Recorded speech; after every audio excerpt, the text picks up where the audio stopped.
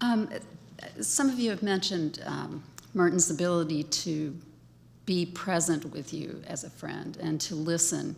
I'm wondering, what are some of the other qualities in particular? We've talked about them kind of generally, but what are some of the particular qualities that drew you to him and that you felt helped to cement the connection? I consider qualities negative. That's good. He was a very impatient person, and he felt relaxed if you were on the same wavelength and you had the same access to the same information and intuitions to things like that. And he was angry. If you read his journals, the last journals, everybody is stupid. That included everybody at the monastery and the abbot, the pope, well, all down the line, you know. But it was the idea that he felt so frustrated, again, and disappointed in human behavior, either on an individual basis or our whole community in our country, very critical of the government, this and that. And so I think you find in most artists, they do express anger there and frustration and inability to change things. So I do recall one incident, he didn't have much time. People say, well, how could he write so much? He only wrote 2 hours a day, very prolific, even the correspondence. But I remember just I was maybe 7 minutes late to meet him. And he said, where in the hell were you? 7 minutes. He said, I've only got so I don't have time to. I mean, he reamed me out, and rightly so. But it would take you back. But again, there was always, instantaneously, he reverted back to his receptivity. And he was a great laugher. I appreciate his sense of humor more than anything in the world. And that's my sense of irreverence. Somebody called that one time, you're the most irreverent person I've ever met, in the wrong sense of that, but he didn't want to take it too, as someone said, he's not too solemn and serious. I don't like the Merton industry myself. I don't know if I use that word industry. I don't know if you were alluding to that. But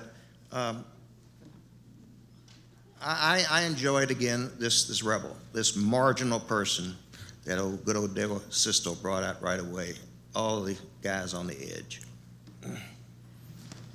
The artist and the man, I guess, always lived in a sort of tension. And always there was this love of community.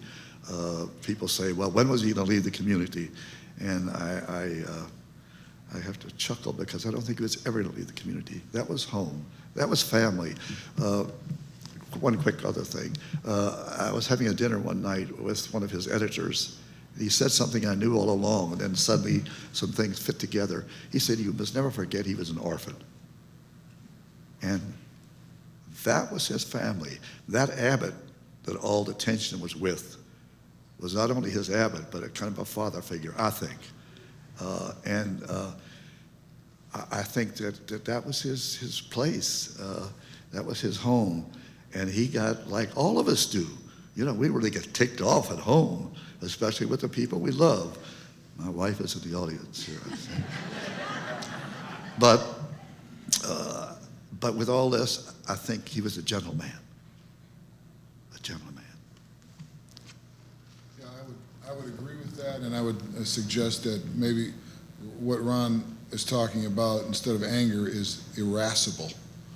A lot of Zen masters are portrayed as being irascible, sort of their patience is at an edge with people because they're seeking something for everyone, and it takes all of humanity to realize this if we're going to survive. He was anxious for that to happen, so it made him irascible. I think he worked on anger because he was a meditator, so I'm not sure that he was always angry. He didn't strike me as angry. It did strike me as irascible as hell, though. But I can relate to that because we're both like that. I think that's... and he was, I said something that was not, perhaps I should correct. He was definitely gifted. He was more special in a sense because his gifts were that he could write how many books? 50, 60, 70, 80, it doesn't matter. He wrote so many, too many, as he said. And he corresponded with thousands of people. And his schedule as a monk, and you can talk to one of the monks here, Brother Paul, whoever, and see that their life is pretty busy as it is. So it's amazing the work he did. He was highly gifted, a genius. And if you've met a genius, we've probably all run into one once in our life. They're special people, they're gifted. But he didn't come on like one. He was down to earth. Well, anger was the wrong word, I guess. You just corrected me, but it was angry. No, I admired his shining intelligence. It crackled. I'd rather be around someone who's very, very intelligent. Now, I'm not going to go off on this. You can stop me if you, Diane.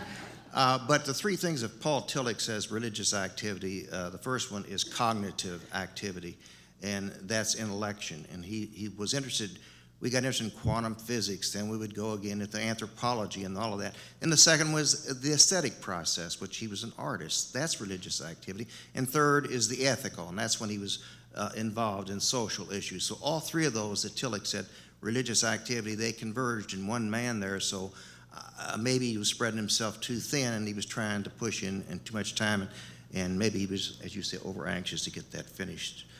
But Sister, would you like to?